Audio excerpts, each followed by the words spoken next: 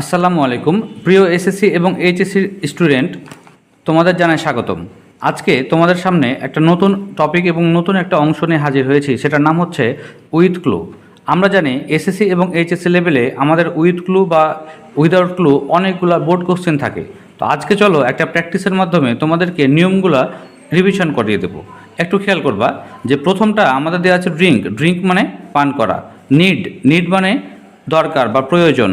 ইট মানে খাওয়া। হার্ট মানে হচ্ছে এখানে হৃদয়, এটা বলছে। অ্যাভেলেবল শব্দের অর্থ হচ্ছে সহজলভ্য।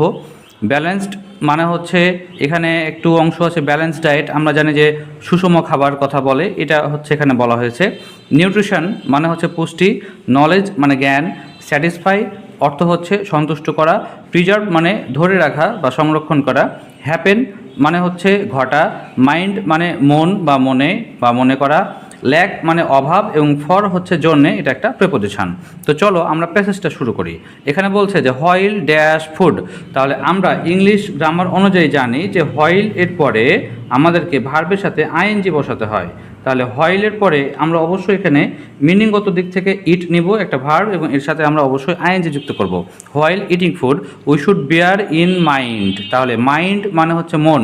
তাহলে আমরা একটু জানি যে প্রেপোজিশনের পরে যদি ভার্ব বসে তবে তার সাথে আমরা আইএনজি যুক্ত করি, কিন্তু কখনো কখনো আবার কি বসে, নাউন বসতে পারে। তাহলে প্রেপোজিশনের পরে নাউন বসে। এখানে মাইন্ড মানে হচ্ছে মনে করা, মনে রাখা, ওই কারণে এখানে বসবে ইনের পরে মাইন্ড। তাহলে we should bear in mind, আপনাকে মনে রাখতে হবে দ্যাট যে we don't eat just to. এখানে একটু অংশ আছে, দেখো যে টু আছে। তাহলে টু থাকলে আমরা জানি যে ইনফিনিটিভ বসে, টু প্লাস ভার্বের একটা বেস ফর্ম বসে। তাহলে মিনিংগত দিক থেকে আমরা একটা ভার্ব নিব, এখানে বলছে স্যাটিসফাই। তাহলে টু স্যাটিসফাই, আমরা শুধুমাত্র টু স্যাটিসফাই হাঙ্গার, আমরা ক্ষুধা নিবারের জন্য খাই না। অর টু ফিল দ্য বেলি, শুধু পেট ভর্তি করার জন্য আমরা খাই না। উই ইট টু, আবার এখানে একটু খেয়াল করবা যেখানে আছে একটা অংশ টু। তাহলে টু এরপরে কিন্তু ভার্বের অবশ্যই বেস ফর্ম। তাহলে উই ইট টু, আমরা খাই। কেন খাই? কারণটা হচ্ছে আমাদের স্বাস্থ্যকে, হেলথকে ধরে রাখতে হয়, প্রিজার্ভ। তাহলে we eat two preserve our health. For good health, ভালো স্বাস্থ্যের জন্য a man dash good food. তাহলে এখানে একটু বুঝতে পারছো যে এ ম্যান আছে এখানে অপশন। তাহলে এ ম্যানের পরে আমরা জানি এ ম্যান যেহেতু একটা সাবজেক্ট, তাই সাবজেক্টের পরে কী থাকে, ভার্ব থাকে। তাহলে এখানে এ ম্যান হচ্ছে সিঙ্গুলার সাবজেক্ট, এ মানে একটি। তাহলে সাবজেক্ট যদি সিঙ্গুলার হয় তখন কিন্তু আমাদেরকে ভার্বের সাথে এস বা এস যুক্ত করতে হয়। তাহলে এখানে এ ম্যান যেহেতু সাবজেক্ট আছে, একটা ভার্ব আমরা সিলেক্ট করব। আমরা ভার্ব সিলেক্ট করছি হচ্ছে নিড, মিনিংগত দিক থেকে।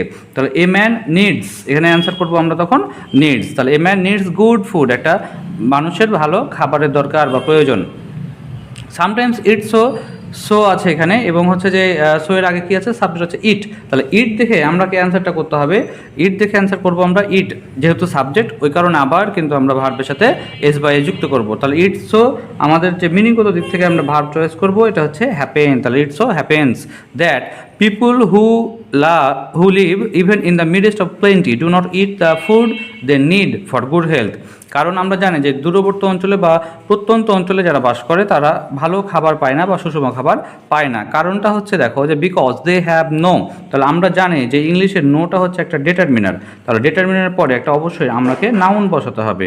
আমরা নাউন সিলেক্ট করবো বা চুজ করবো। দেখো আমাদের এখানে অপশন আছে যে নলেজ। তাহলে নলেজ মানে জ্ঞান। এখানে অর্থটা বলছে যে যারা দূরবর্তী বা প্রত্যন্ত অঞ্চলে বাস করে তাদের সম্পর্কে জ্ঞান নাই। কি নাই? জ্ঞান নাই। নো নলেজ অব, কিসের জ্ঞান নাই? Science and health. এবং হচ্ছে কি একটু খেয়াল করবা যে এইচ নাম্বার আগে আছে অ্যান্ড। আমরা জানি যে অ্যান্ডের আগে যে অংশগুলো হয় পরেও কিন্তু সেই অংশটাই হয়। তাহলে অ্যান্ডের আগের অংশটা আছে হেলথ, মানে হচ্ছে একটা নাউন। তাহলে নাউনের পরে মানে অ্যান্ডের পরে আবার কিন্তু আমাকে নাউনেই বসাতে হবে। তাহলে একটা আমরা নাউন সিলেক্ট করব। তাহলে এখানে আছে কি নিউট্রিশন। তাহলে আমরা বলতে পারছি তাদের কি নাই, তারা বিজ্ঞান সম্পর্কে, স্বাস্থ্য সম্পর্কে এবং পুষ্টি সম্পর্কে কোনো জ্ঞান নাই। দে ডু নট নো, তারা জানে না হাউ টু সিলেক্ট, কীভাবে সিলেক্ট করতে হয়, পছন্দ করতে হয় এ ড্যাশ ডায়েট। তাহলে আমরা জানি যে ব্যালেন্সড ডায়েট হয়। তাহলে এখানে আমরা যে অ্যান্সারটা দেবো সেটা হচ্ছে ব্যালেন্সড ডায়েট। ব্যালেন্সড ডায়েট মানে হচ্ছে সুষম খাবার। From the many foods that are dash to them. তাহলে একটু খেয়াল করবা এখানে আছে একটা অংশ আর। তাহলে আর এর পরে আমরা জানি আরটা হচ্ছে একটা বিভার্ব, আর বিভার্বের পরে অবশ্যই আপনাকে একটা অ্যাডজেক্টিভ বসাতে হবে বা দোষগুণ প্রকাশ করে এমন কিছু একটা বসে। তাহলে এখানে একটু খেয়াল করবা যে উপরে কী আছে, এখানে আছে হচ্ছে অ্যাভেলেবল। তাহলে এখানে অ্যান্সারটা হবে অ্যাভেলেবল। তাহলে that that R available to them. তাহলে এখানে মেন যে কথাটা সেটা বলছে যে আমাদের খাবারের তো অভাব নাই, কিন্তু পুষ্টিকর খাবার যেটা স্বাস্থ্যের জন্য ভালো বা স্বাস্থ্যকে ধরে রাখতে হবে সুষম খাবার, সেটা আমরা কিন্তু অনেকে জানি না, বিশেষ করে যারা প্রত্যন্ত অঞ্চলে বাস করে তারা জানে না। তাহলে এভাবে তুমি যদি প্র্যাকটিস করো উইথ ক্লু বা উইদাউট ক্লু, তাহলে দেখবা যে কিছু প্র্যাকটিস করার পরে যে নিয়মগুলো আছে এই নিয়মগুলো তোমরা কখনোই ভুলবা না এবং অবশ্যই পরীক্ষাতে ফুল নাম্বারই পাবা। তো আশা করি আমাদের সাথেই থাকবা। আসসালামু আলাইকুম।